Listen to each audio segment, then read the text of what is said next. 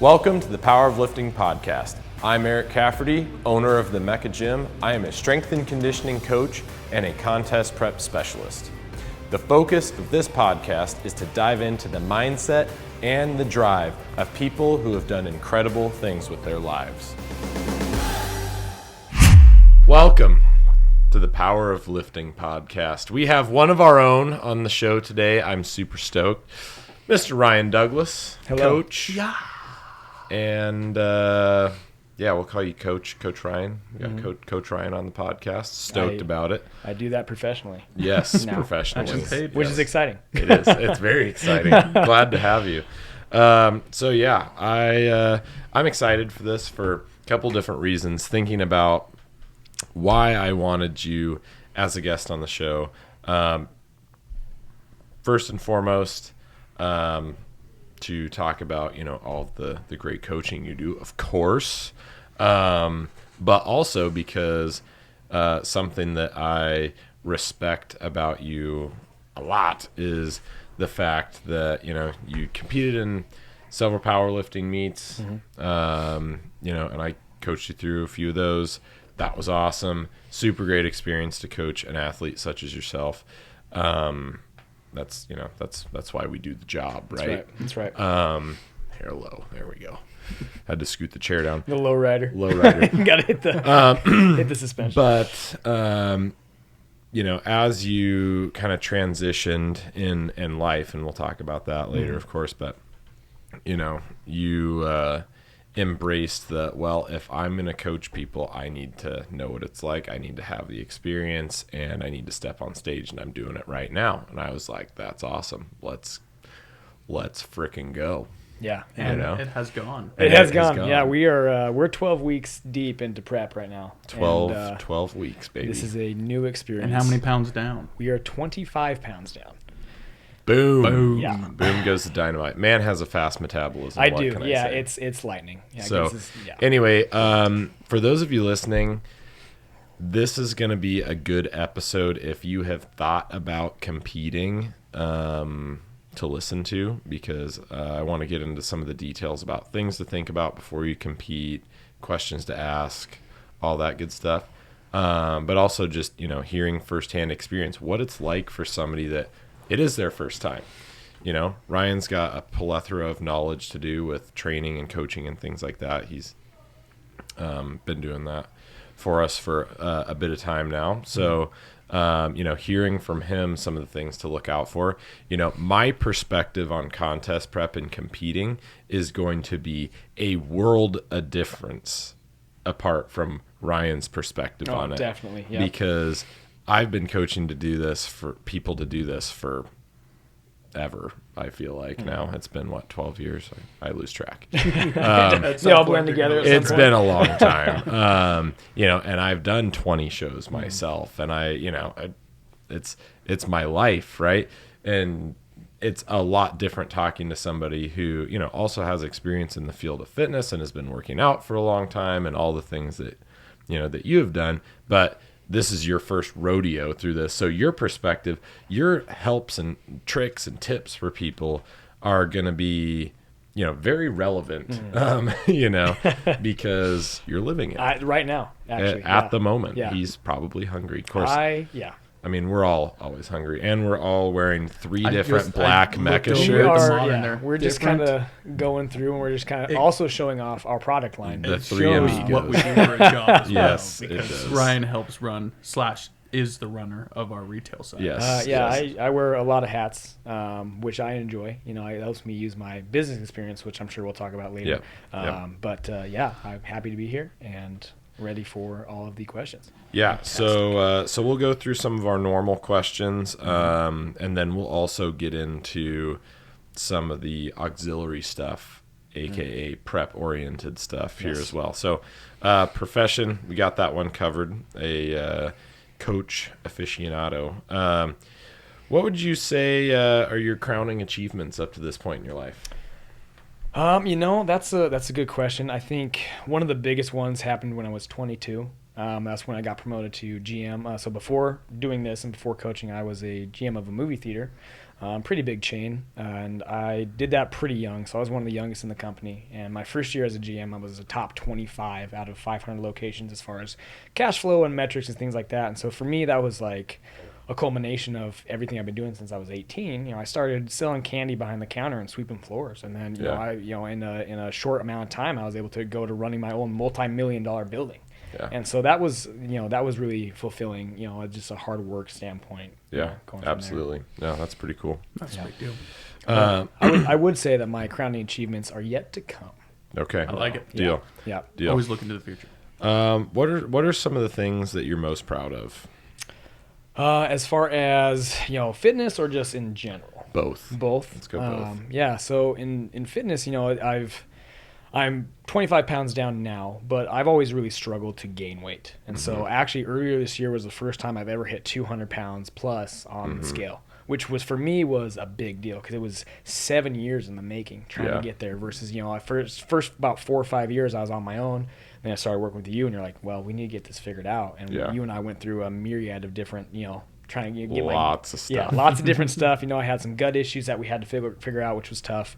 But that was a big moment for me just internally was like, hey, I want to get to that body weight. Yeah. For a lot of people, it comes down to, there's two sides of the same coin. Hey, I want to gain weight. Hey, I want to lose weight.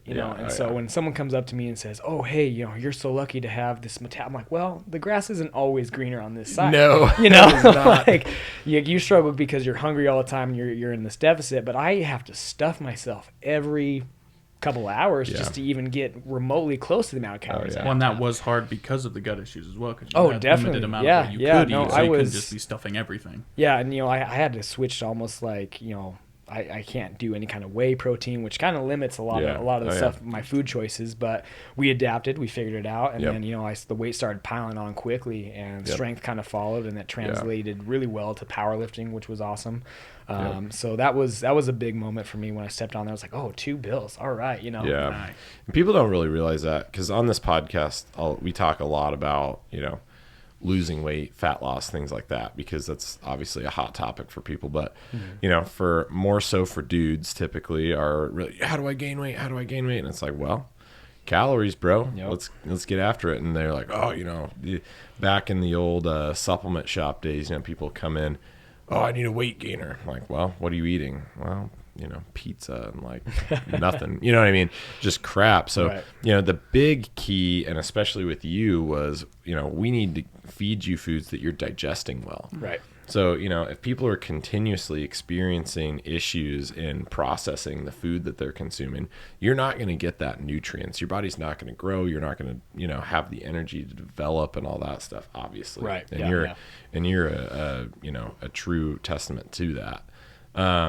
But, once we got things sorted out, figured out that there was some issues with some of the food choices that, were our mainstream choices. They're not necessarily bad choices for everybody, but for you, very detrimental, right? So working through that, and then just the struggle, a lot of people, there's actually not many people that know this struggle, but of being able to consume an adequate amount of calories consistently, because their hunger levels just don't match up with the amount that they need to consume. So, imagine, the issues that a lot of people have being hungry. Well, imagine on the flip side of that, issues being too full. Yeah. Like you don't want to eat. When every bite is a battle, yeah. And not because, you're just having to like, all right, I have to get this bite down. One bite at a time is what you have to go at it, hold it down. All right, that settles, all right, next battle's up. It's almost like a different form of cardio. It's, Well, so the struggle that I have had in the past, because I've been on both sides of this as well. And, through those times of consuming a lot of calories, trying to actively, gain a lot of lean body mass. Mm-hmm. But I mean, obviously you're going to add some fat with that. But, the big struggle that I'll have is not being so damn full when it comes time to work out. To train, yeah. And trying to train on a lot of calories can be brutal. Oh yeah, you know? yeah. You're bloated and you Yeah. feel nasty. Yeah. You know, trying to get a belt on and hit a good brace. You know, say Oh, you're doing yeah. heavy squats and you're like, okay, this is going to be an issue. Especially with some of your Interesting. stomach issues Oh, that for you were sure. having. Yeah. We've had some multiple throw up instances. Yeah. The first time we were deadlifting, Uh-huh. and I was like, all right, I'm having an issue, and you're like, what is going on? And we kind of got into it, and you're like, all right, we got to really buckle down and get this figured out. That's when And, we really Yeah. flipped the switch. and I was Like, like, okay, well, we got to this is look further priority into here. this. Yeah. we started, with supplementation, then we started kind of eliminating things, and it turned out to be, dairy and whey. That's a big thing for me, Yeah. and so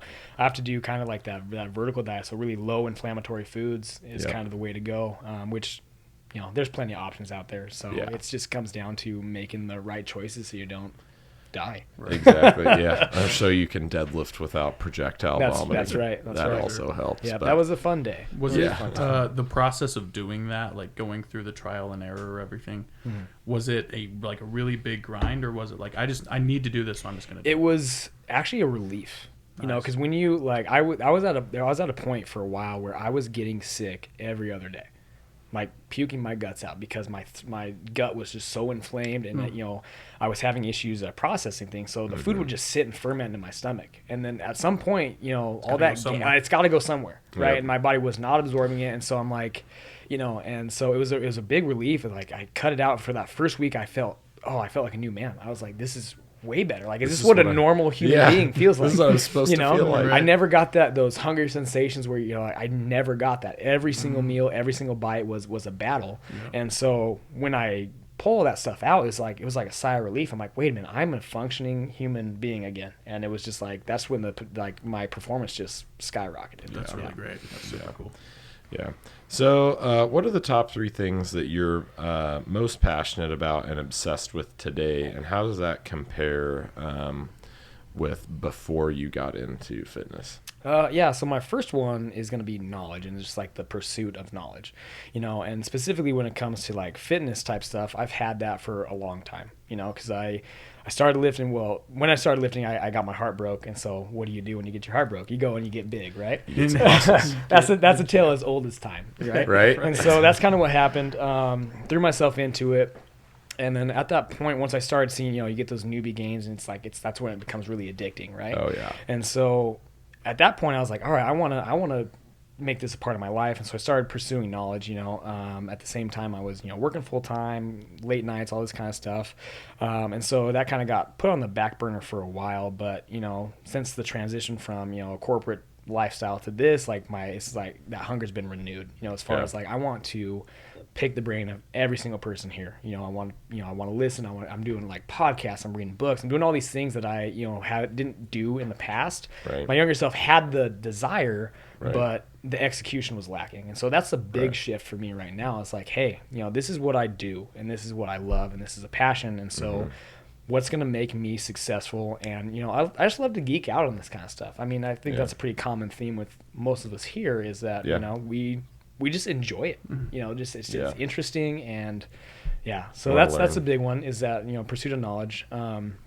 The one I found recently, since I started seeing clients and seeing the impact that, training and, proper nutrition can have on people, it's just that, it's impact. Like, I want to impact people's lives positively across the board. And Absolutely. so that's kind of something that drives me when I'm, talking to my clients and things like that, or, even just how I live my life and what I post on social media. I want to impact people, if I can do it. Like, I'm nothing special. Like, if I can do it, anybody can do it. And so I want to, be that example day in, day out of, I'm glad you can be said done. that, because I was really going to say, man, you're really nothing just not. special. Yeah, and I'm not, it's okay that I'm not, and I have accepted that, and that just makes me, it's just fuel on the fire, right? It's like, okay, I'm not anything special. I don't have the best genetics in the world. I'm We not all super bleed. tall, We all bleed. but yeah, let's get out there, and I just enjoy doing the work.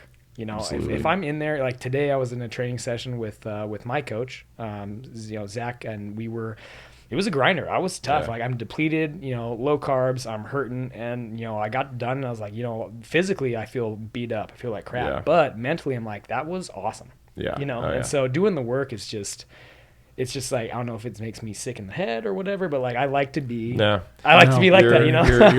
you're among like individuals. Yes. I think that we Yeah. all like a bit of torture, you know. Pain is pleasure, you know what I mean? Well, I was taking pictures / video of that, and You were. he looked like he was having a blast. He didn't look like he was struggling. So Yeah. I'm just saying, he was struggling, but you could see the light of like, man, I love this. Yeah. This is good stuff. Yeah, no, it is good stuff.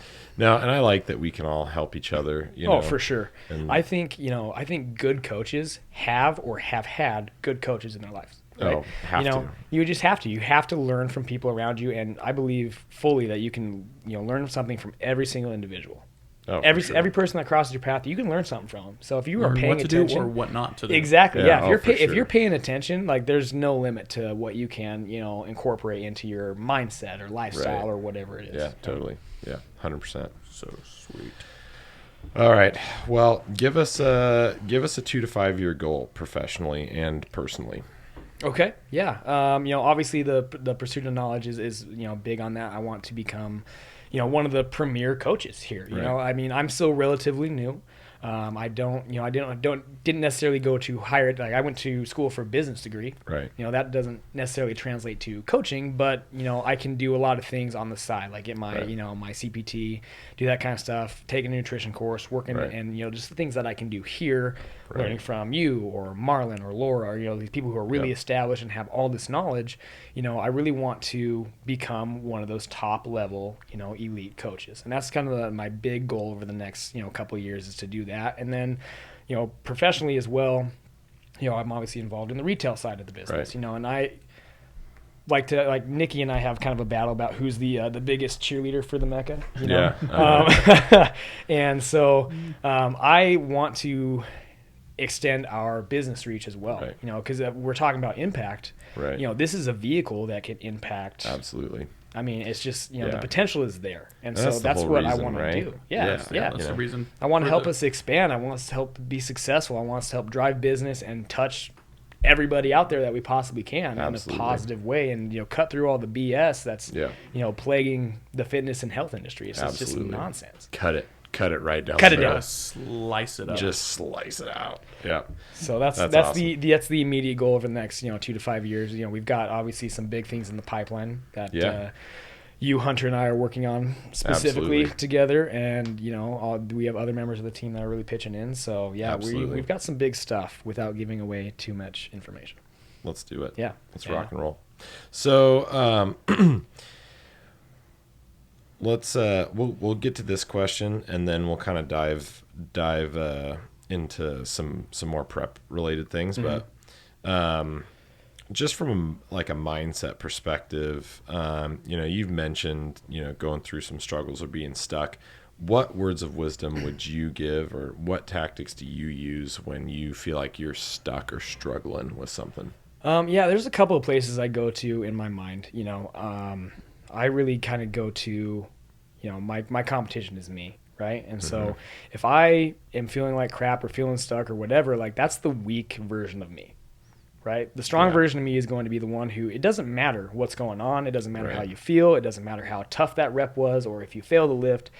It's going to keep grinding. That's the Right. version I want to be, is that version of me. And so if I can latch onto that kind of a mindset as I push through, that kind of really helps. And then, I have a couple of really good quotes I like. My all-time favorite quote is by Teddy Roosevelt. It's the, man in the arena or daring greatly type of quote. And basically it's just saying, glory doesn't necessarily go to the victor or, the loser or whatever. It goes to the person who is in the arena, Right. they're faced with, marred with dust and blood, who's in there Right. fighting every single day.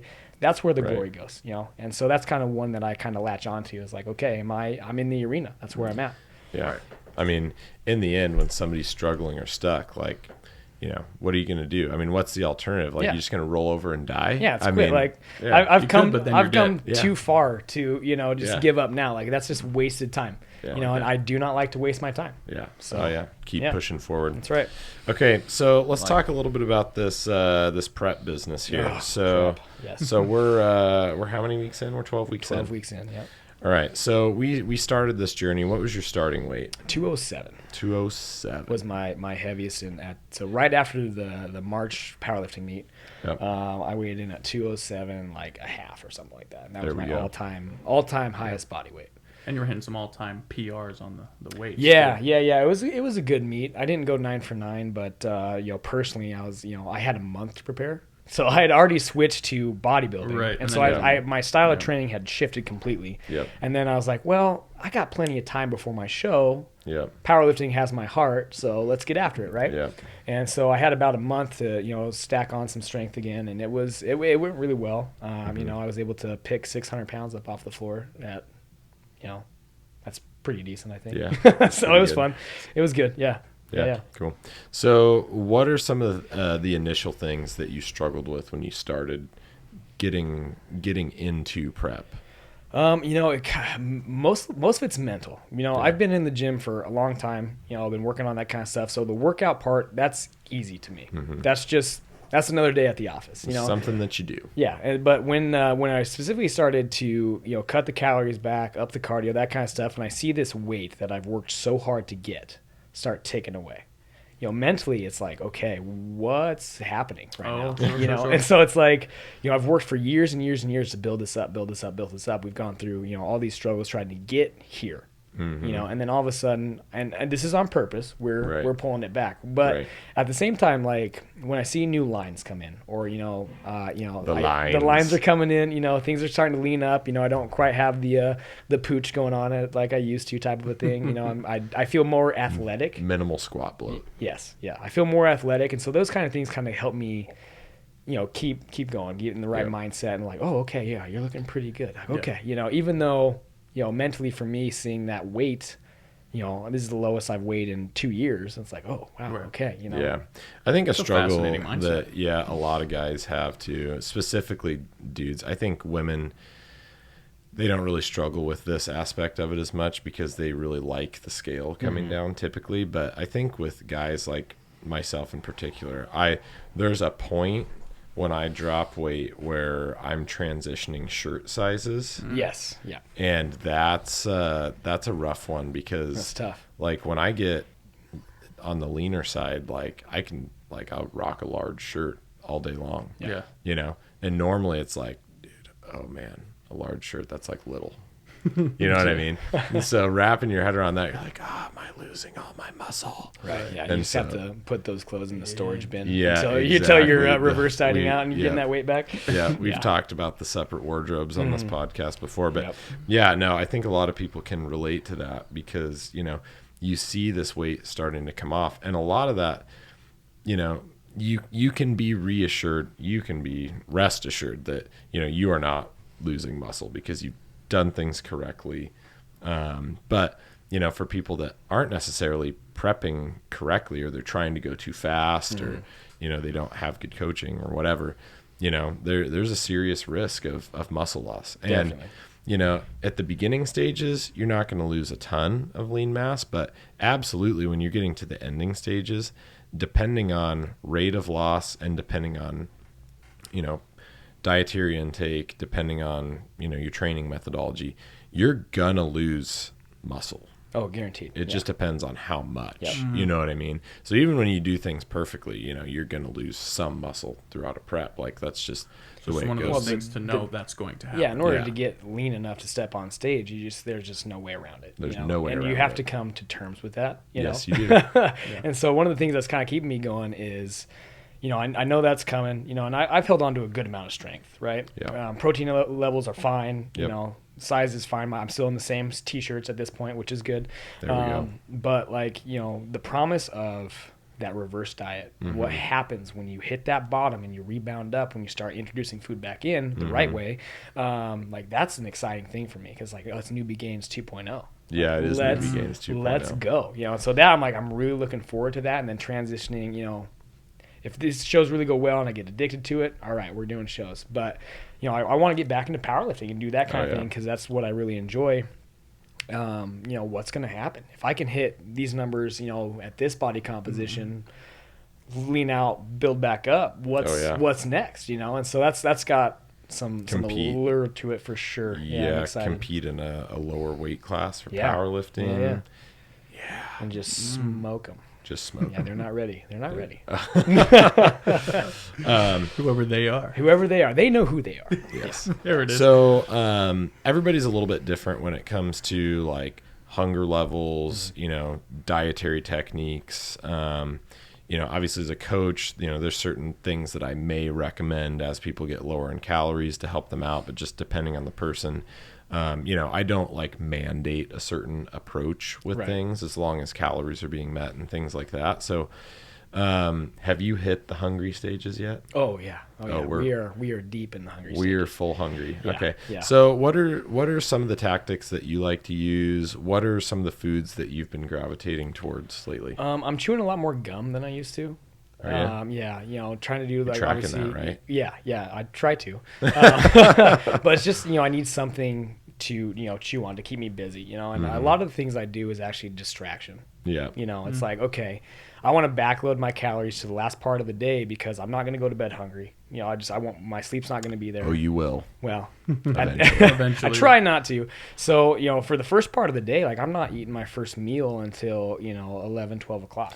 So you're intermittent fasting a little bit. Yeah, and that's just, comes down to, during the morning time, I see a lot of clients in the morning, so I'm busy. I got stuff to distract me, so the hunger isn't like loud, I guess, and so I can get my fasted cardio in, do all that kind of stuff, and then, I have a gap around, noon, 1 o'clock, and I can get my first decent meal in me. But the thing is, like, the meals just don't fill you up. No, they don't. So, like, the hunger is still there, and so it's, it's trying to, things that are low cal, things like rice cakes, 45 cal, I can handle that. I can fit that in. And so it's just putting something in your body, whether it's calorically dense or not, has been, kind of a saving grace. And so I'm snacking more as long as, obviously I track and I can make it fit. So that kind of thing has been something I'm not a big snacker and haven't been. It's more of I need to sit down and eat a big meal and then I'm not eating until my next meal. Right. But I've done a lot more, trying to keep something in my body as I go through the day, with the exception of, in the morning time when I'm just kind of staying hungry. Yeah. So what foods have you been eating a lot of recently? A lot more, chicken and rice, which is that, typical bodybuilder, type stuff, because it's easy to track, exactly what you're getting. I don't eat out anymore, because it's just too hard to track, you can find an entry for almost anything out there, but you don't really know what you're getting, unless you're bringing your scale. So it's a lot more, meal prep than I'm used to. As a powerlifter, you see food, you eat it, you lift the weight, right? That's not the game anymore.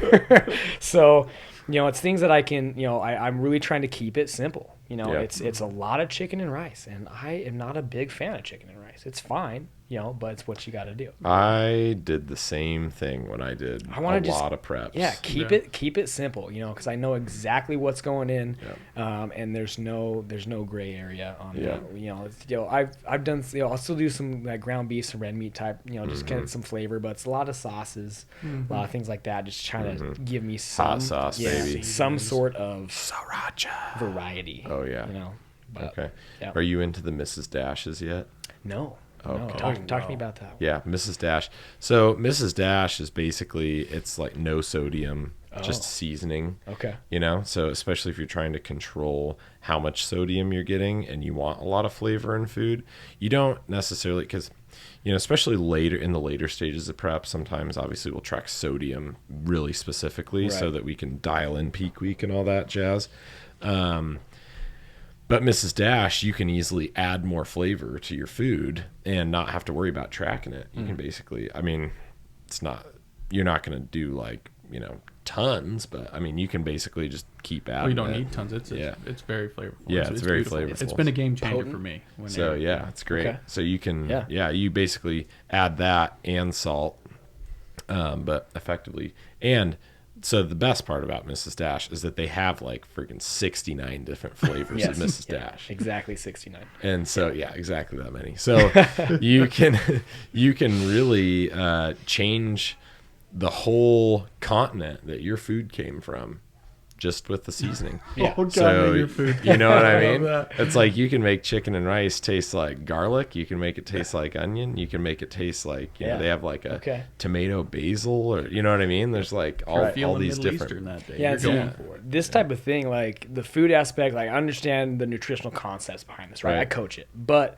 you know, all these little tricks are things that like I can take from my experiences going through prep. You know, hey, you're giving me this person gives me this. Hey, these are great ideas, and then I can pass those on to my clients who are in a deficit. Be like, oh well, here's a little bit of help, and so you know, the experience that I get from just going through this process has a myriad of uses. I can apply it immediately to my clients who are also in a deficit, and I'm able to like actually empathize with somebody. You know, I can't sit there and go, "Oh, hey, yeah, I know your deficit sucks," when I'm eating 4,000 calories a day. You know, it sucks. like, "Oh yeah, no, you're fine." Yeah. Like, Sucks to suck. Exactly. And so that's a big part of the reason why I'm doing this. Is so like this is a long drawn out prep. I started in April. My show's not till September.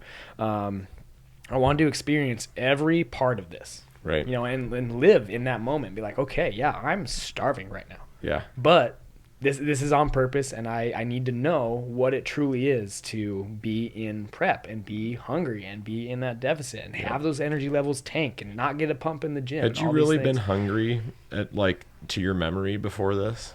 Not this kind of hungry. No, this is different. Different level. Yeah, This is different, and you know it hits you in different ways. So describe the difference that you feel now, because this is always funny. You know, everybody gets hungry. Definitely, you know? yeah. Everybody like, oh, I had to, you know, I golfed all day and didn't eat or something, you know, or I whatever. I mean, I guess people eat while they golf or just drink their calories, but you know, how is this hunger different to your previously experienced hunger? When it's tough to get up and walk across the room. You know, because your energy, you just feel, and we use this word a lot, depleted. And you're just like, okay, I can do it, but you're just like, is it worth it? Your body doesn't want it. Is it worth using that energy? Is it worth You the calories? might be in prep when you question if expending the energy to walking across the room is worth it. Right, and you just like, and that's kind of why I like backload my calories, because if at night when I'm like trying to lay down and go to sleep, like the hunger is so loud. Like it's just you can't focus on anything else. You're like, okay, I could die here. Like, I'm not like if I don't have something, you know, and so it's just a different mental game to try to wrap your head around what actually being hungry is. Yeah. You know, and the closer, I mean, I'm about 7.5 weeks out, and so as I get to those last 4 weeks, you know, as I'm being told, I'm experiencing this firsthand, but as I'm being told by people who have, you know, coaches or other competitors, like that's when it's like really game time. Yeah, I would say not necessarily the last 4 weeks, just depending on how you structure your prep. So, you know, for those that, you know, haven't followed along with Ryan's journey in particular, you know, we were planning on kind of doing a November show originally. So we were still, you know, those first, you know, 10 or so pounds can come off pretty quick. Oh yeah. You know what I mean? It was lightning. Yeah. Like no problem with, you know, almost no suffering. Yeah, right? I felt great the first 10 pounds. Energy levels were awesome. You know, I felt more athletic. Strength had zero. You know, it might have even gone up a little bit. You know, I was feeling awesome. I was like, this is great. Yep. You're not in a big deficit. Like, you know, and then once you start getting to a certain particular place, and it's a little bit different depending on if you've done it before or whatever. For me, I know it's like when I get to a particular body weight or a particular body composition, it's like, oof, this is getting rough all of a sudden. But you all of a sudden hit that point to where, you know, you got to make sure that you aren't pushing your deficit too low, maybe come up a little bit more in calories. But, you know, long story short, we were aiming for November and then decided to, since you're going to be capable of getting lean enough by September to get on stage, we decided to push it up a little bit. Correct. Yeah. So a couple weeks ago, you sped things up a little bit, dropped the calories a little bit more, increase the activity level a little bit more, and that's really when you started noticing the change. Yeah, that's when it really kind of got tough as far as like the hunger levels and the energy levels really crashing, you know, and you know, it changes week to week. Like last week, I was hurting. Like, it was bad. And then this week, like, I'm doing a little bit better. I don't know if it's because I'm becoming more acclimatized to it, you know, kind of more used to it and operating to, you know, on this level of calories. But this week I'm doing okay. You know, and so what's next week going to bring? Who knows? You know? Well, yeah. And it's like every time you make a little drop or when your macros get adjusted or whatever, you know, there is an adjustment period. Oh, guaranteed. You know? Yeah. And some of that is your body is literally adjusting to, you know, the calorie amount that you're taking in. It's like, oh, this is how much energy you're giving me. Right. But some of that is mentally too, because now all of a sudden you're not actually intaking the same volume of food per se. Right. And you're like, oh boy, hunger. Hello. Yeah. Hi, how are you? Yeah, yeah. And when I just have like, I remember like moments where it's like, you're not distracted and you're like, you get hit and you're like, oh man, I'm toast right now. Like I can't, like, words aren't coming off the tongue. Like I've been trying to talk to clients. I'm just like, what? Like, you just have that fog and you're like, okay, why can't I focus on anything? Did you understand what I said? Yeah. Like, yeah, you didn't say anything. We've had this conversation a bunch of times before. Just, you know. I'm gonna need you to take most of this. Exactly. Yeah. Have you found, Eric, because you've done it? I mean, you competed 20 times, and you've done also cuts and stuff before. That you had, like you mentioned, you hit certain benchmarks where you're gonna feel this way. Mm-hmm. Do you get the same feelings every single time? Or does your body kind of give you surprises? Over the years, it's kind of felt the same. So I recently went through, you know, I lost about 15 to 18 pounds from middle of March to beginning of June. Mm-hmm. And, you know, I'd say within probably 10 of being contest ready, within 10 pounds, which is, you know, fairly lean. You know, most, like, a lot of people would look at me and say that I was like contest ready. Oh yeah. You were cut up. Yeah. No, it was crazy. Go follow Eric's page if you haven't already. Look at that. There's pictures on but yeah, I mean, the only things that like didn't really come in is like quad, hamstring, glutes could be a little sharper, like from a competition standpoint, you know, because I mean, especially in natural bodybuilding, like, you know, conditioning is the name of the game, right? For sure. Yeah. And you know, this time around, it's quite a bit different than the last time I got that lean. Much easier every time. Just and a lot of it's psychological. You know, that every time you compete, every time you get lean, even if you're not competing, you know, it does get easier. I will say, if you do it correctly. I think there's a couple reasons for that. Number one, physiologically, your body does remember being there before, you know, and so you're able to get a bit sharper each time. But the other thing is, psychologically, you're building up resilience every time you go through a serious cut. You know, psychologically, you're also maturing over time. Oh, guaranteed. Yeah. So as you go through a deficit each time, you obviously you remember all those feelings, but you're able to, you know, have more of a switch to turn things off, you know. So, you know, I have a pretty hard cutoff switch when it comes to shutting off the noise of being hungry, shutting off the noise of low energy levels. Like, I can pretty much tolerate anything at this point in time with that. Right. And I've been decent at doing that. You know, especially through my last few shows I did, it didn't really affect me a whole lot, like mentally, but on the physiological side of things, you do start to notice side effects once you get to a certain level of body composition. And it's different for everybody, but, you know, and it's well documented. There's a lot of research out there actually on natural bodybuilding contest prep now, and like what happens physiologically with blood work, hormone levels, things like that. So like testosterone levels go down.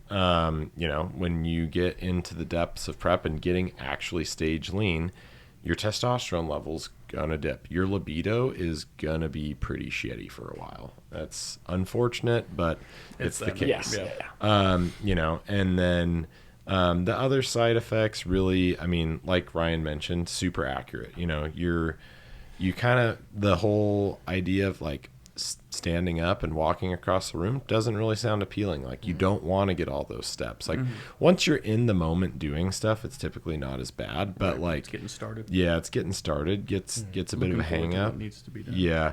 And then the other thing that's more so a struggle for me actually now is when my workout quality goes down. Right. You know, because I mean, you guys, you know, you watch me lift all the time. Hunter does videos, for crying out loud. But you know, like, I typically train at a pretty high intensity level for at least 50% of my training sessions throughout the week, intentionally. So I'll have some easier days, you know, that aren't quite as intense, but you know, for the most part, I do really intense training. That's what's going to cause the best result. You know, training intensity is like the number one factor in causing results, right?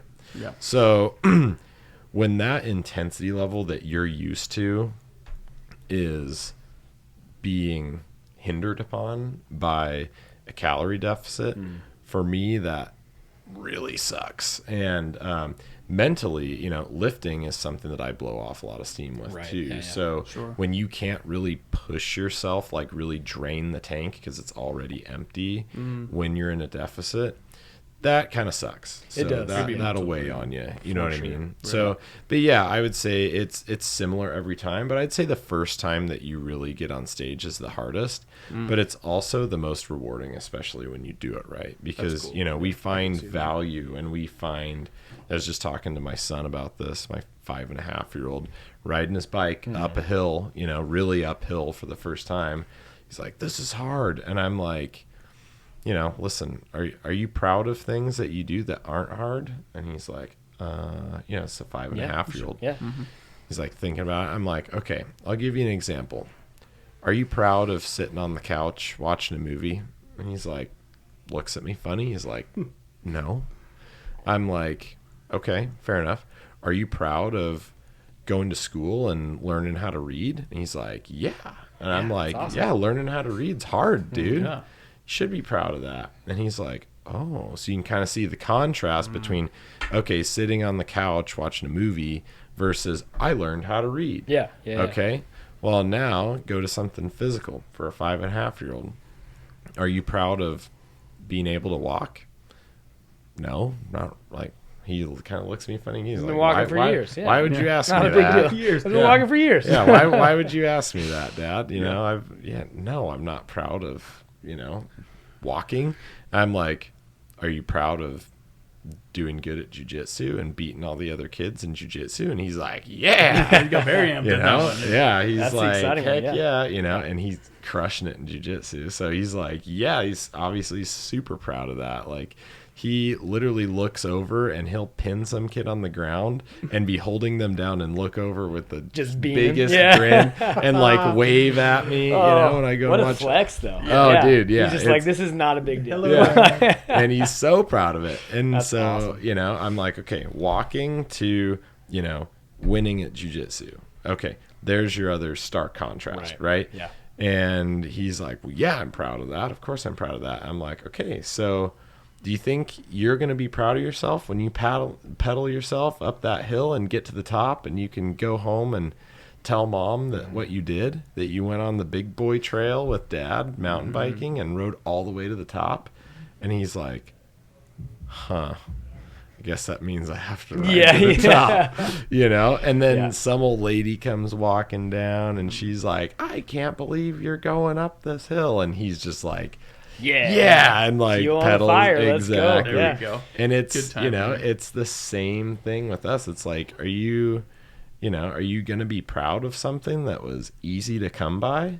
Right. Yeah. I mean, you shouldn't be. No. Just FYI, you should not be proud of anything that You're you looking do to that's progress at all, easy. Yeah. Oh yeah, I mean, I think this is pretty common with a lot of us. Like Kaylee mentioned in her episode, you know, Yeah. we like to do hard shit. Yeah. Like we like it. absolutely. Like that is, you know, that pride. You know, pride can be a bad thing, Right. but the right amount of pride is so powerful as long as it's Such a applied in the powerful correct thing. way. I think it's a little bit, different meaning because Yeah. you can be prideful or you could have pride in something. Oh, Yeah. definitely. Yeah, like But- we do hard stuff, and you know, and to our benefit. Yeah. Always, you know, and I think people like to get fixated on the destination versus Yeah. the journey. And so my mindset is like, I want to live in this moment. Absolutely. I want to be here every single rep, every time I don't get to have a bite of food or whatever it is, every time I do, fasted cardio, which I hate. But guess what? I'm going to do it because this is hard and I like doing hard stuff. Because at the end of the day, you're like, yeah, I did that. When we first talked about, me competing, we sat down in the office. I was like, hey, thinking about this, whatever. And you're like, this is a club. This is a club. Very few people know what it is to get on stage, to do this and do it right. And I was like, well, that was kind of the way you phrased that. I was like, okay, well, I have to be part of this club. I can't, Who doesn't want to be part of the club? And so that, those words ring in my ears all the time. Like, this is a club, and this is kind of like that. This is like Pledge Week. We're getting into this it. This is a rite of passage. Yeah, absolutely. And when people, you run into, they're like, oh, I've competed before. Not just competed before, but like if you look at what they did during prep and you're like, oh yeah. Like you got contest ready. Like you didn't just, there's people, and not trying to take anything away from anybody that's gotten on stage, but we all know it. There's people that have gotten on stage that didn't earn the stripes. Oh, guaranteed. You know what I mean? Yeah. But Zach and I had this conversation today. Like, there's pros out there who should not be pros. No. Because you never know who's going to show up on game day. You know? Because, especially going to an out-of-town meet, who knows? Yeah. There could be some freaking nature sitting there, yeah. and you're walking, you're like, oh, boy. Right. And especially in natural bodybuilding, because there's not a lot of great amateurs out there. Right. There's really not. Show to show, there's usually like a few guys that show up in shape. You know what I mean? Typically speaking, there's not like you don't have a super, super deep lineup. And in the natural bodybuilding community, if you've been shredded before, you're a part of the club. Right. Like for sure. Paul that was on here, he's part of the club. Been shredded, been there, done that. Yeah. Savage Paul. Yeah. No, love you, Paul. But shout out to Coach Paul. but yeah, it really, when you do it and you get on stage and you like, people just the ones that know what you went through to get there, and you earn a badge of respect for that. There's no doubt about it. Anybody that gets to a certain level of body composition, you earn your stripes. Big time. And that's so really cool. Yeah, that's ultimately the goal. Exactly right. I got to be part of the club. I like to be involved in things, and that's something I want to be involved in. And so that's been a big driver. Is like, hey, I want to be able to stand in the same room and have that absolutely that common ground with people who I respect, who've gone through this, and that's a big driver for me. Positive attribute of FOMO right there. Yeah, for sure. Yeah, I'm not missing out on this. Exactly. That's cool. Yeah, no, it doesn't matter what we have to do to get there. Right. Like it's all hard work. Life is hard work. Everything is hard work. Just freaking do it. Do it, man. Choose your heart. Yeah, do it. Are you gonna talk about that? Are you gonna be at the end of the day? Are you gonna be someone who's that man in the arena? Are you gonna know what it is to win, to lose because you've been there, or are you just gonna sit there and do nothing? Right. Who do you want to be? Yeah. That's what it comes down to. Yeah. No, for sure. So, what would you say are some of the defining moments in this prep so far? Well, every time I hit a new low, I have to do that mental check of like, hey, this is on purpose, right? And so every time I can kind of win that battle, and I'm not living in my head about the pounds being lost or the strength being lost or whatever, workouts are tough now, and everyone's experienced, poor workouts or whatever, but just like, shoot, even putting on my tank to go like, I do not want to do this, and that's weird for me because working out like yourself, like it's such a big part of who I am, such a big part of my mentality and my stress relief. Like it's absolutely, I call it iron therapy. Like it's it was like that even when I was in the corporate world. Like I would come in here and hurt myself in the gym, so I didn't go over and blow up on my staff for doing stupid stuff. For sure. And like I can calm things down, and I can work with the public. For sure. So every time I win that mental battle, it's like, okay, this is a new defining moment. Every time I hit a new low, just mentally, I can wrap my head around this and I'm fine, right? Because we all have that, we look in the mirror and what we see is not what other people see, and everyone who's, been in the fitness industry knows that. And so when I look in the mirror, I'm like, oh man, I am tiny. I have lost all my size, all that kind of stuff, and like in my head, and then I'm like, okay, I know that's not right. And so if I can push those thoughts aside and kind of, focus back up, like that's a big victory for me. And then as I see these lines start to come back, things I haven't seen in a long time, I'm like, oh, okay. Now it's really rewarding to see the culmination of what we've been able to build over the last so ever long, So much muscle. Yeah. Good Lord. Oh, it's been incredible. So it's like, all right, well, we did all this building. Let's peel away. Let's start chipping away at this kind of stuff and see what's underneath all this extra nonsense. And each show is like a mile marker too. Yeah. You know what I mean?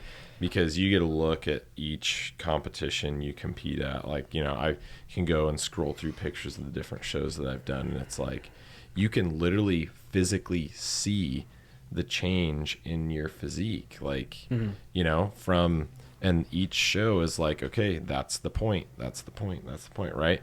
So you can see the work that you've put in over the years, and that's pretty special. But I've got to say that I'm a little bit, I wouldn't say jealous is not necessarily the right word, but like the stage in life that some people, yourself included, go through their first prep, having, a good mindset and having quality coaching and being surrounded in an environment like the Mecca. Like, I'm stoked, like, one day I will get back on stage, and I'm stoked to do it with the crew that we have here. Oh, definitely. Yeah. Because everybody's so, like, awesome about it. I don't know how else to say it. Yeah, like, that's a horrible adjective to use, but we've got a really solid crew right now. And what's really cool is, like, there are half of us arguably going through all of this right now. Yeah. And Chelsea's in prep, Zach's in prep. We got all these people who are in, like, Andrew. We're all in the same boat right now. And so, me, everyone else has competed at least once. Right. Yeah. And so this is like a new thing for me. And so I feel like I'm complaining a lot. Like, I'm like, oh man, I'm hungry, and I vocalize it. Dude, you have no idea the amount of complaints my first show. Oh my God. My dad was ready to kill me. I'm to the point where I'm like annoying myself. I'm like, I can't stop myself from doing it, but it's like, I'm like, Ryan, shut up. Yeah. Like, you're doing it, like you're gonna do it whether you complain or not. You literally are doing this to yourself. Yeah, like, this is a choice that you're making right Sometimes now. you just gotta complain, though. Well, you gotta let it out. Yeah, and like I said, I'm a little bit jealous that you have that, because when I did my first show when I was 18, I mean, I didn't have super great guidance or expectations set in place. Like, I literally was just like, some dude in the gym told me, hey, you look pretty good, you should compete. And so I go and hired some dude. Let's do it. Yeah. You know what I mean? And like, I had a support system of like one or two buddies that I worked out with. They knew nothing. They were like, dude, you're a freak show, basically, like, in a lot of different ways, like psychologically, definitely freak show. Yeah. We all know and this, then, Can confirm. Like, I did leg day with you. Can confirm. Yeah. But, I didn't have like anybody to look at or anybody to ask the stupid stuff. Yeah. Like just the stupid, like the things that you just don't know. You don't know what you don't know until you do it. You know what I mean? Yeah. And so anyway, the experience I had, it was like, I was just like almost depressed. Like, my dad's like, what the hell's wrong with you? I didn't have any of that. And then, finally one day my dad was like, you do realize, like, this is a choice and you are miserable and you can choose to not be miserable. And I was like, Dad, you're an asshole, basically. But, hindsight, I've told this story to a lot of people. It's like, man, he was dead freaking on. Damn that old man. Yep. You know what I mean? And everybody's dad. You've had those moments with your parents for sure. Yep. But it's just, the differences in experience, with your first prep, my first time being hard for, different reasons. I think the not knowing like what to expect or how lean I was even supposed to be, like I knew nothing about it. Right. So I think having, the clear expectations that you have, having some clarity, and honestly knowing, it's like kind of knowing a little bit of like how far you have left to run. Like, imagine just running and not really having an finish end line in sight. Yeah. You know what I mean? It's just like, well, just go as far as you can go. And it's like, can you put like a mile marker in there? Is there a light at the end of this tunnel, or are we just? But But, the thing that I would say, to those, kind of battling with that battle is, learn to embrace the darkness and get good at living in the dark when there's not a light at the end of the tunnel. Like, there doesn't need to be a light at the end of the tunnel. Your eyes adapt. You can see in low light conditions, and you just go to work. You know what I mean? Yeah, there's this college football coach who, I forget the team, but he gave this post game speech. It's like, how hard are you willing to run when you can't see the finish line? And this whole thing was all about, it doesn't matter what your destination is. Right. Are you going to run that hard even when you don't know? Are you going to fight that hard when you don't know? Yeah, and but isn't that life? Life is, you don't know. No one knows. And how hard are you going to push when nobody's watching? Exactly. You Yeah. know what I mean? Yeah. That's what really makes the man right there, or woman. Yep. But Yep.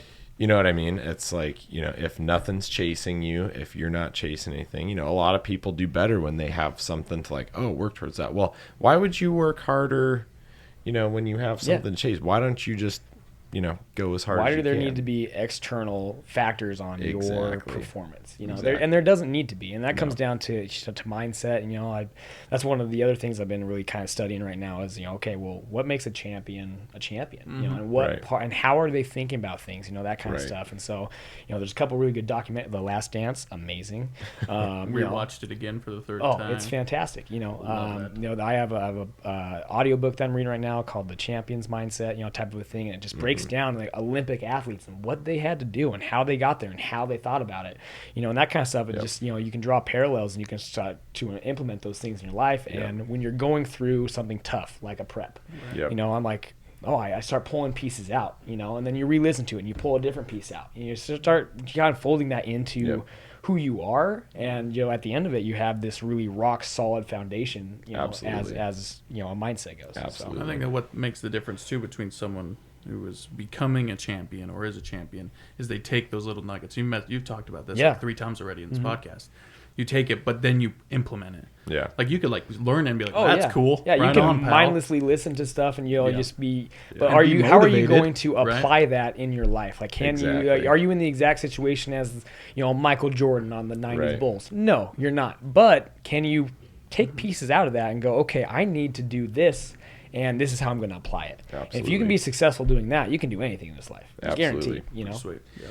So that being said, what's the first thing you think of in the morning right now? Ooh, I'm hungry.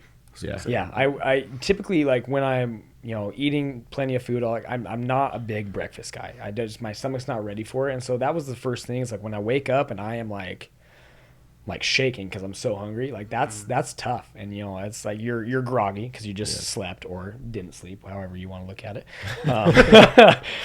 So that is it's like shocking, and those moments are like your quote unquote weak moments, right? Because you're not all there. Right, you just woke up from 8 hours of sleep or 3 or 5 or whatever it is, and you're just like, okay, hopefully more than 3. Yeah, we preach sleep here. Yeah.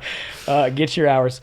But it's just like, okay, you have to make a decision right then and there what you're going to be and what you're going to do. And so I take a minute. I'm like, okay, I'm hungry.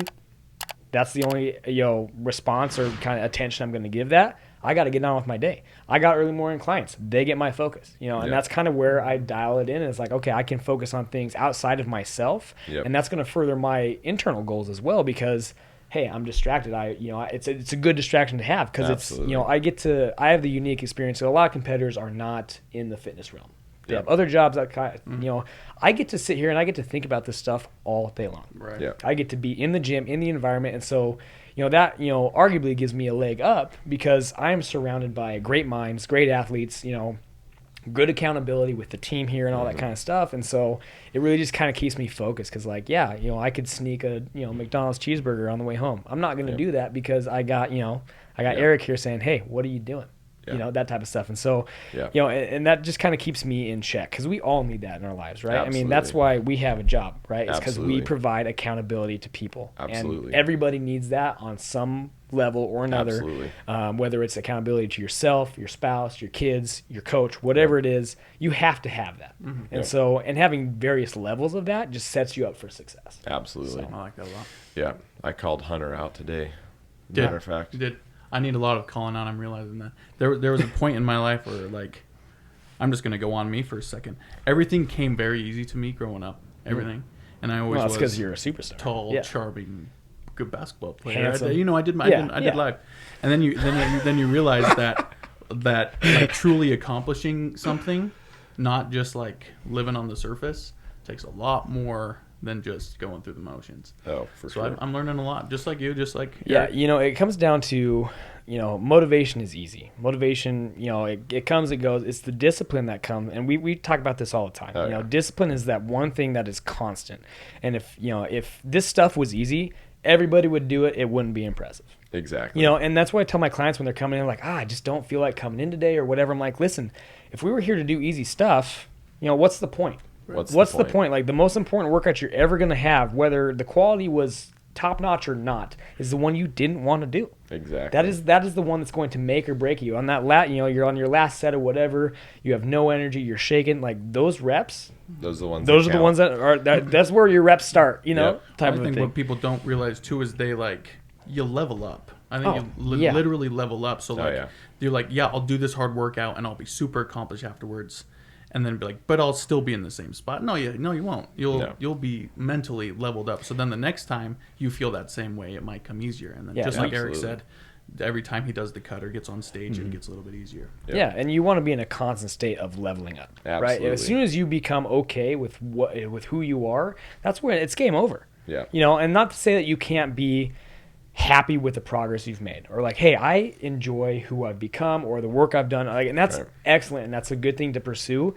But there should always be that next level. Like, let's keep it going. Like, we are creatures that are on constant need to progress. Exactly. You know? And that's the thing. 1% better every day. Yeah, exactly. Yeah. Well, and I think, one of my favorite things that we talked about on the podcast is actually with Russell, and we got really into the, because I'm really a stickler on two things, kind of. One of them being motivation, and the other one being happiness. I think both of those things are kind of BS. You know what I mean? And I've said that a lot. I've said that a lot on this podcast and stuff. But even today, I was on Instagram. I saw a social media post from Gary Vee about how you should be happy, and I was like, oh, God, that pile of shit made me so angry. Tell us how Like, you have feel. such a big following, and you're telling people to chase happiness, and it's a lie. Yeah, it is a lie. happiness is a moment. Happiness is an emotion. It's an emotion. It's a Yeah, moment. it's a right? moment, like, why are you chasing that? Yeah, Just like yeah. any other Let it, emotion, and it's temporary. it comes down to, like, I think we talked about this before, like being so fixated on the destination that you're missing all these things in the middle. So anyway, one of my favorite moments, on this podcast, or things that we kind of learned and brought to light, was with Russell. When I asked him about that, I'm like, so what is this about? Like, basically the concept is like self-actualization and fulfillment, right? And what causes that? It's not, because that's what we really want, because that's like, that's what we need. It's not happiness, it's fulfillment. Oh, right? absolutely. Yeah. And so his answer to that is, we need forward movement. You know what I mean? We need progress, right? So that's what you're saying. As soon as you're done growing, you're dying. Yeah, absolutely. You know what I mean? Yeah. It's one of the two directions, and as soon as you become, basically as soon as you realize that, then your life's going to change. You're going to move on. You know, you're either growing or you're dying. There ain't no third direction. No, And there is no stopping. No, absolutely. Moving one way or another, It even really though you feel is like you're like stopped, you're that going black and white. It's not. There's no shades of gray there. No. If you are not getting better and progressing and working towards something, and it doesn't matter what it is. Right. If you aren't doing that, You're getting worse. you are getting worse. Absolutely, because that's human nature. We tend to be slothful and lazy and fall into these routines that are not necessarily great. So if you take your mind and your intentions off of getting better, 100% you're getting worse. Yeah. Yep. Absolutely. So, next question. If you could have dinner with 3 people, dead or alive, who would they be and why? Oh boy, this is a good question. This is one of my favorite questions. Yeah. It probably is my favorite question. Teddy Roosevelt is my favorite president. And I we think go. that, that would be just so interesting. He had such, unique philosophies That would be an really, interesting- really He has cool. been one of the most, other than Eric and other people that I know specifically, the whole concept of just improving. Yeah. Like, so I just started this biography of him, and like it started with his peak moment as president, like one of his peak moments where he just started being president, and it talked about that, and then it starts with the beginning of his life and we're building back up. But just like the contrast from hearing the peak of his life and then starting from kind of the beginning, just a huge drop when you know it's going to be straight back up the other direction. It's just fascinating to me. That's pretty interesting. Yeah. Yeah. Another one, I am a big Bulls fan. Not people. I do watch basketball. I do like the Bulls. A lot of people don't know that because I'm more into baseball. Red Sox is, let's go Red Sox. Yeah, I actually didn't know that. We're going to talk more, I guess. Yeah, we need to talk. Yeah, Hunter, I'm a good guy to get to know. Anyways, so Michael Jordan obviously is the greatest basketball player of all time. There's no debate. There's no. Yeah, this. get LeBron out of here. Get that crying Emotional. Anyway. Yeah. Anyway, I think the he would. separator's the mind. And just because of what he's been able to. Exactly. Yeah, and that's what I want to pick his brain about. We got a ton of information in the Last Dance, and it was by far the best part of COVID. That was came out. We're like, yes, all right, 2-hour episodes. That Let's go. and Tiger King. Tiger King was interesting. Carol Baskins. Yep. Anyway, Michael Jordan would be a great one just for that champion level mindset. Dude, I agree. That's huge. And the third one, that's tough. Those are my top two. I like what's that motivational spin? Tony Robbins. Oh, dude. Tony Robbins would be, just for a mindset, and this is my philosophy in life, is you surround yourself with, people you want to be like. Absolutely. Right? And that's a big reason why I started training here, is because there are people here, yourself included, who have achieved things that I want to achieve. Right. It comes down to that club thing. It's like, okay, well, how do I do that? Yeah. Okay, I surround myself with people who have, mindsets and values that I agree with. Absolutely. Great. Okay, what can I learn from those people? And environment comes down more than anything. You are the sum of the people you hang out with and the space that you're in. Absolutely. That affects you so much. And so being able to be in the right space. Absolutely. I identified early on that the Mecca was the right space. What you've created, the people you've got here, like that's been, and so it was like, big honor to be included in that and be like, oh, I have things in common with these people and I can be in that same room and, I have so much to learn, and I'm looking forward to every moment of knowledge gaining and all those types of things. But I have a person in my mind that I want to be. Right. Am I there yet? No. And will I ever be there? No. Because we just talked about that. That person keeps evolving. But in order to get there, you have to set yourself up for success. Oh, and that comes down to who you put in your life. Oh, absolutely. And so, that kind of thing, like that whole mindset and how you evolve as a human being, and that is something that I am very interested in, and so that's a big part of the reason why I'm here today talking to you now. Yeah, absolutely. Okay, I like that list. All right, these are going to be good questions for you. We're going to start with books. Top 3. Oh, okay. Top 3.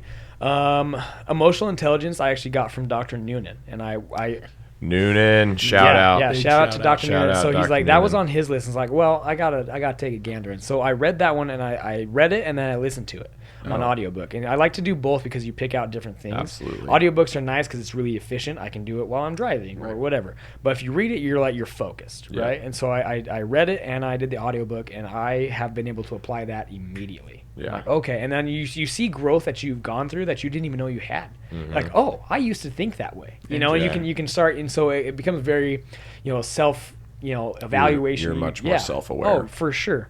Yeah. So that was a really good one that I really enjoyed. Daring Greatly by Brene Brown is really, really good. It's really about vulnerability and mindset and how much strength you can draw from being vulnerable and open. Because through traumatic events or whatever, as we go through life, we tend to close down and put up all these barriers and stuff like that, and we're really crippling ourselves. And so that's been a big mindset for me, is Daring Greatly is actually where I found for the first time that Teddy Roosevelt quote. Because that's what the book is based off of, is you're daring greatly, you're daring to put yourself out there and be vulnerable and do all those things. Other people's opinions do not matter. It comes down to if you are a truly vulnerable person, you are probably the toughest person out there. Oh yeah. If you can embrace true vulnerability, you know, and that's what we want to do. Yeah. You want to be an open book. Yeah, and then this most recent one, the Champion's Mind, has been really eye-opening as well, and so that's the current list. But it evolves all the time, you know, as I start checking things off. You know, Mastery by Robert Greene is another really good one that you actually recommended to me. That's a tough read. That's dude. It's a tough read, dude. Robert Greene, for any of you listening, if you're interested at all in mindset or, you know, that genre, he is probably the guy. Like he's insane. Yeah, It gets the way very he writes. I actually talked to Russell about this because he knows he's a big Robert Greene fan as well, which I didn't know. But when I was coaching him, we started talking about it a lot, and that dude researches like a freak. Yeah, just meticulous. He's just a machine. Every detail, every level you could possibly be on. You're like, and his writing is choppier than I can even. Oh, it's get so tough out, to follow. bro. Yeah, that one's one you have to really focus on. Oh, dude. Yeah, you otherwise have to, you're like, lost. Yeah. I find when I read Robert Greene, I have to read every page like 3 times. Oh yeah, for sure. You get lost in the middle of a sentence, and you're like, "What? Where are we right now?" We also know it's so dense with information. Oh, it's so Well, and the way that he conceptualizes and tells stories, the stories even sometimes don't make sense. Yeah. But they're historical anyway.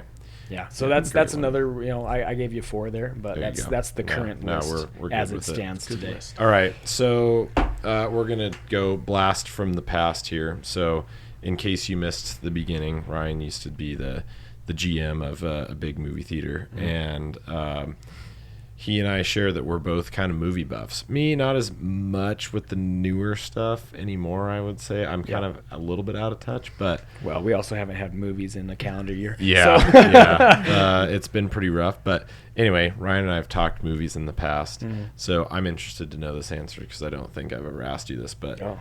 Top 2 flicks. You can give me a top 5 if you want, but I want to know the top 2. Top two. Okay, so my all-time favorite film. This is going to make me sound like a nerd, and I'm okay with it. Episode 4 of Star Wars: New Hope. I'm a big origin story guy, and that was, I mean, that film was so revolutionary in what it was doing. So I'm a game changer. Big Star Wars fan. Film. Yeah, it was amazing. And storytelling. I think Tombstone might be my second favorite movie of all time. I don't know if I've seen Tombstone. You've never seen Tombstone? The greatest Western ever made. Oh, dude. Ever made. Doc Holland, I'll be your Huckleberry. You know? Nothing? Oh. Yeah. Of course. Excuse me. Sorry. Yeah, Wyatt Earp. Down by the river, walking on water. Sometimes. Yeah. Come on. You wouldn't think I actually watch movies. Yeah. No, Tombstone is just such a solid movie. I just watched a part of that a couple weeks ago, actually.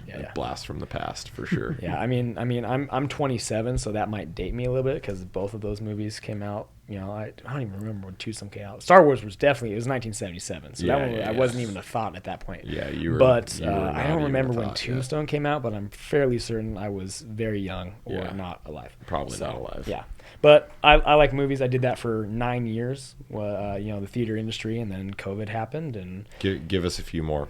Come on. Mr. Movie Buff. Braveheart. Dude, Braveheart. That's got probably the best cinematic speech ever. 1993, by the way, Tombstone. Oh yeah, so I was 0 years old at that point. Yep. I was born in '94. For all of you listeners who need to know. So you were a thought at that. I was a thought. Yeah, it depends. What time of year? When was the release date? So you have that information for me? I did have it, and then I closed it, and now I have it back. I mean, I'm not sure this is really important information to include. No, it is. It's December 24th. Okay, yeah, I was born in May, so you were. I was happening at that point. Yes, you were. So Braveheart, dude, I got to tell you, I think was Braveheart a Carolyn favorite? I think it might have been. I can't remember. I think it was. But I think it's actually been 2 favorites. Yeah, it has been, and I can't remember. Anyway, long story short, I watched it on a flight home from Charleston, I think, when I went with Kalia to Charleston. And oh my God, dude. Oh, so good. every time I watch it, dude, it's a tearjerker. I'm in a glass case of emotion. Dude, that movie will put lead in your pencil. Oh, absolutely. Holy Toledo. Yeah. I was so lit up that whole week. Oh, you're just fired up. You're like, movie. Whatever Dude, it is, let's go. I seriously, I'm like shaking right here, dude. I'm gonna need a refresher. Oh, dude. Anyway, yeah. You guys have probably seen the movie, best cinematic speech of all time. Oh, my God. Yeah.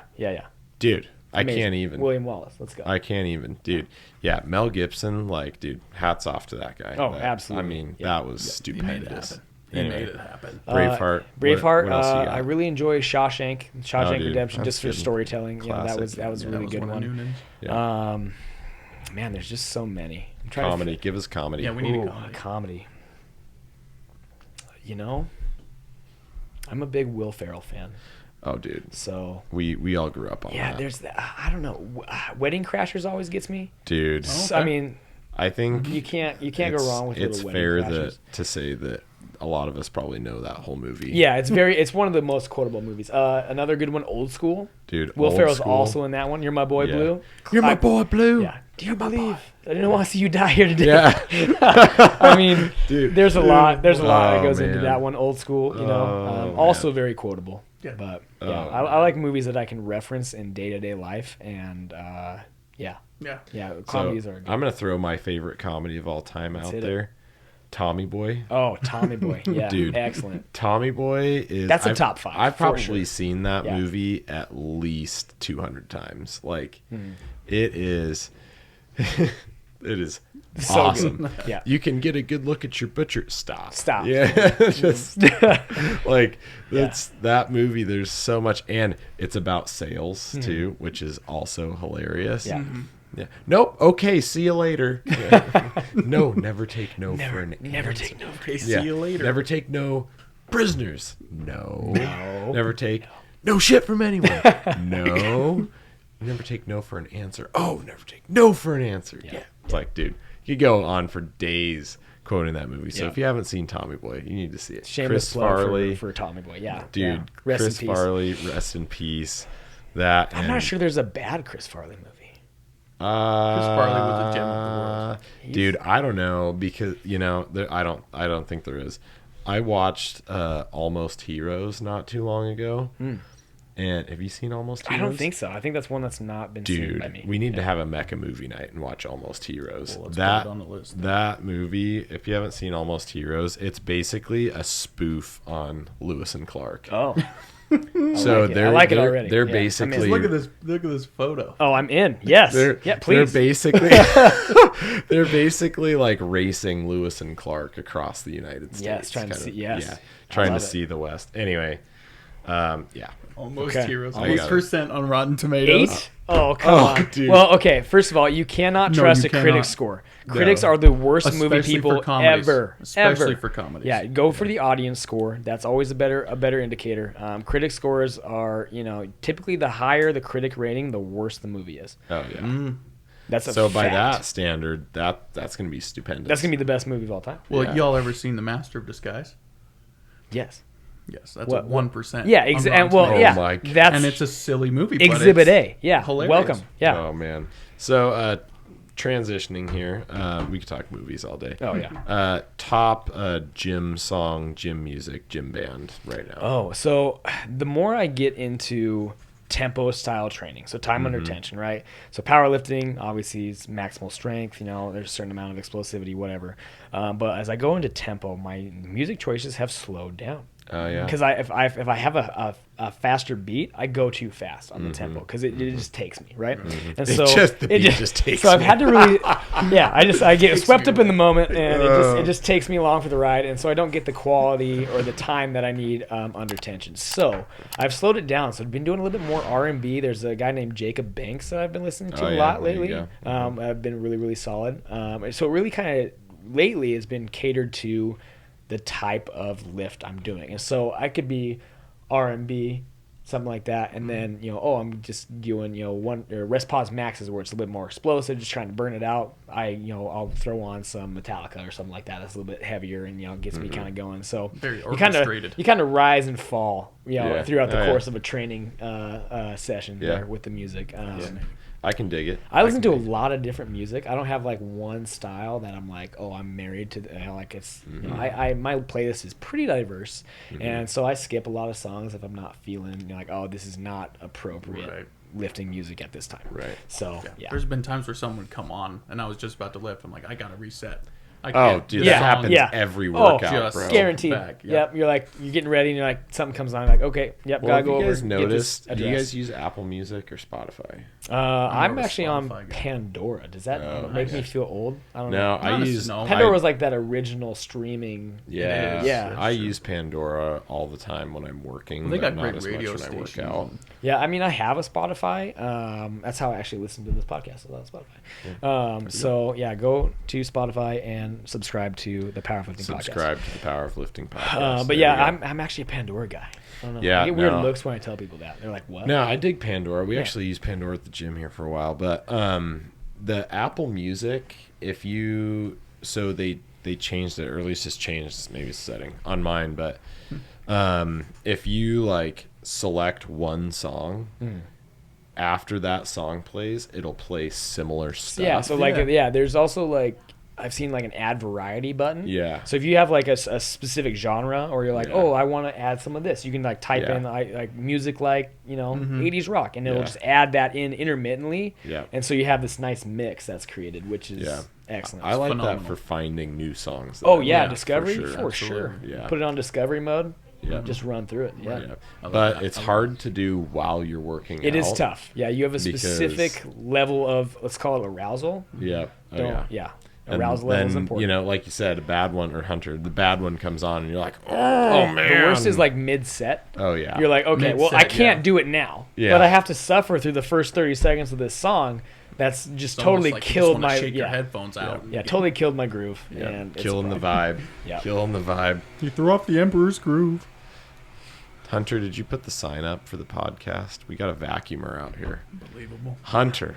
Well, that's definitely not me. Oh, okay.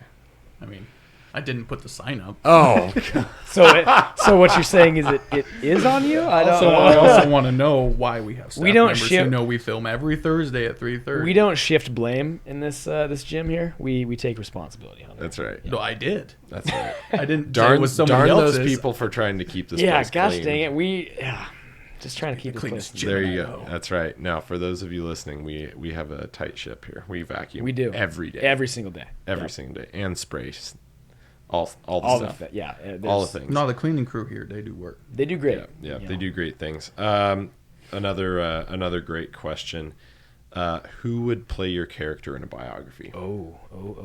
I actually know the answer to this question. Oh, good. Yeah.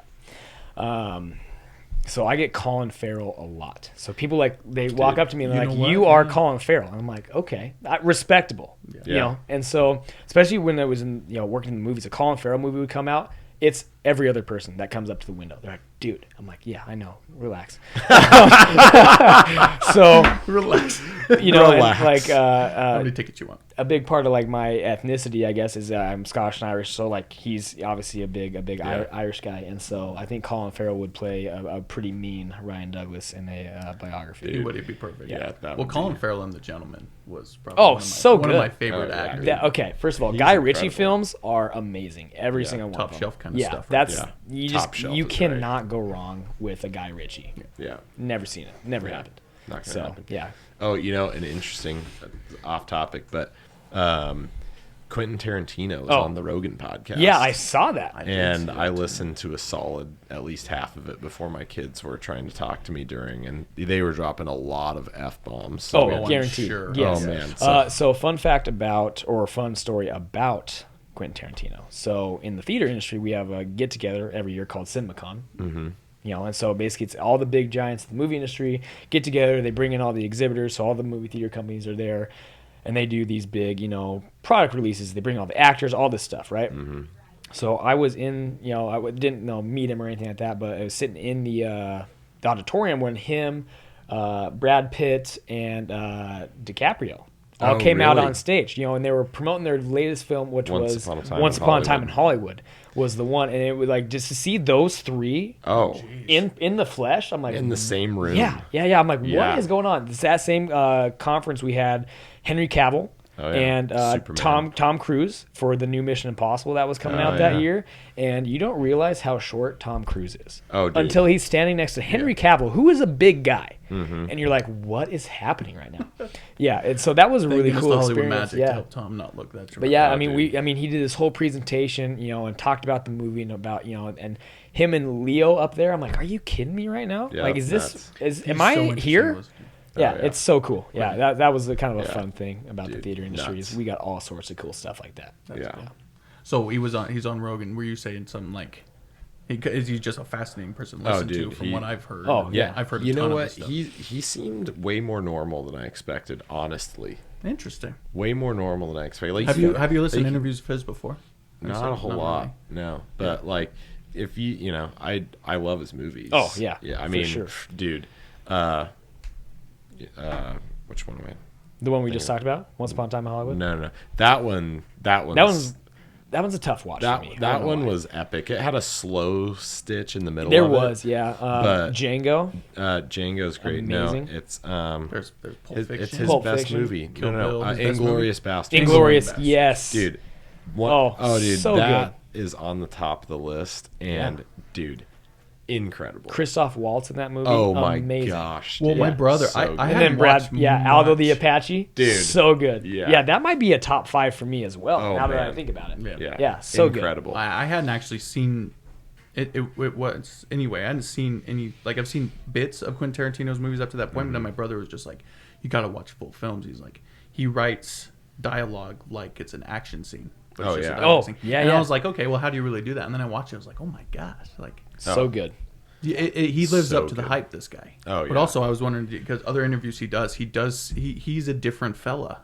You can tell upstairs. he's different for But sure. that's where his gift comes from. Anybody in that industry who is successful is weird. They're freaks. They're aliens. But in like a good, creative way where we can all kind of get behind, like, oh wow, that was amazing. That's cool. yeah. That's cool. Yeah. No, Well, I listened to an interview where he was like, his plan is to make 10 films. Yep. And he's at what Well, That's why he numbers He's at all of them. 9. Yeah. Right, he's So at every 9. movie, it's like, this is Quentin Tarantino's 4th film or whatever, and that's why he does that. So number 10 is going to be fascinating. And he said that he will not go over 10 No, because he that was knows his they're plan doing- from the beginning. Yeah. And Joe's like, "Oh, you're on top. Why would you not do another one when you're on top?" Because he's like, "Because that's when you start to regress. You can't stay on top." It's forever." legacy. He's like, all my movies are going to be at this level. Yep. And 10's the number. Okay, great. Give us the best 10 you got, Quentin. Yep. And he's done a really good job so Dude, far. it's nuts. Yeah. So last question for you: top 2 role models or influences in your life so far? This is a good one. I'd say my mom is a big one. Just the things that she's gone through in her life and how she's come out the other side, and like she's probably the strongest person I know. Not getting into it or anything like that, but that just like growing up, I come from a broken home, and so I got 2 sides of the coin. I got a relationship with my father that was really, really rough and tough, and then my mom, who's just this angel of a person, right? And so I got the unique opportunity to pick who I wanted to be. Right? Because, and you hear this all the time, people who grow up in tough situations, they're like that because of a tough situation they grew up in. Yeah. That's nonsense. You choose who you want to be. Yeah. And so, getting actually kind of choked up thinking about it. But, my mom is definitely, my number one. Like, she's who I consider like my hero, right? And then another good influencer, one of my best friends in the world, his name is Jeff. And I actually met him through the theater. He was my boss for a long time. Just kind of set me on the path of, success and like, okay, well, what do you need to do and how do you treat and work with people? I think that's one of the things why I can be successful in such a short amount of time is not only the space that I'm in and the knowledge that I have access to, but because I know how to talk to people and know how to connect with people. And that was something that when I was first, as a first brand new assistant manager, I did not know how to do. Mm-hmm. And so someone who can take you and say, okay, this is how you need to interact and this is how you connect with people. Like, people skills will take you anywhere you want to be in life. Absolutely. Yeah, that is the number one skill that you need to have because you have to have people on your side. Absolutely. This lone wolf nonsense, that is the biggest crock of shit I've ever heard in my life. Dude. I don't need it. You do. You straight up need people, and until you accept that and pursue that, you are spinning your wheels, bro. You are not going to do anything in this life without people on your side and 100%. On your team. And so, my buddy Jeff has really kind of, shaped me. I've known him for, going on a decade at this point. and still one of my best friends to this day. And so those two people, like personally, I know, you know, and then there's 1,000 influences out there, right?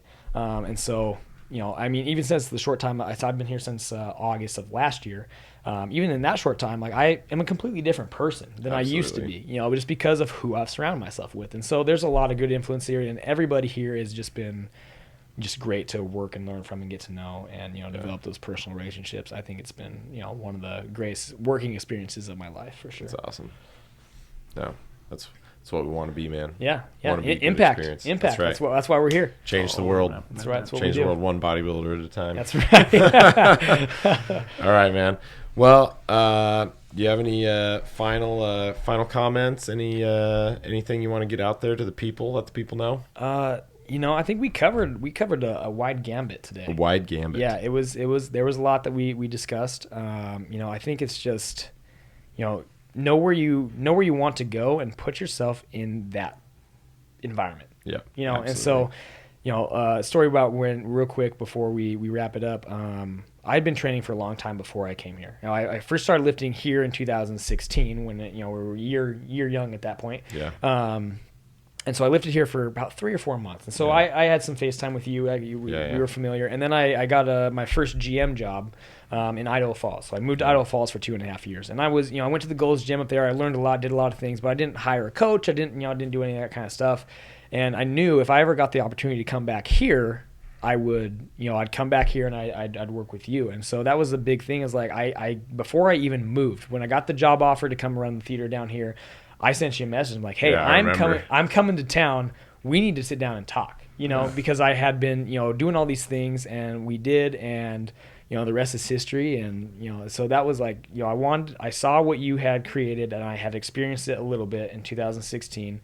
And then in 2019, when I came back, it was just like, all right, it's go time. You know, opportunity was there. There was no excuses. It was, you know, get in there, do the work and become a more fulfilled version of myself. And that was, you know, part of the deal was like, you know, had to do it, put myself in the right position and continuing to do that today. No, it's awesome. Great lesson on manifestation. No, yeah, I'm honored to have you on the training staff. I have nothing but good things to say about you. See, that's the dream right there. Yeah. So good. Yeah. Excellent. Yeah, you're one of the few. I mean, Hunter, I could sit and talk shit about all day. Yeah, and we do on a regular basis. Absolutely. Yeah, we're like, this guy. No, yeah. I'm just saying somebody has to be that guy. So if it's going to be me, it's got to be me. Right. Hey, you make the rest of us look really good. No. No, Yeah, right. I made the rest of you look tan, that's for sure. Yeah. Make Well, sure you know. the footage that you shot today, I got a good filter on there because I'm a little white. So.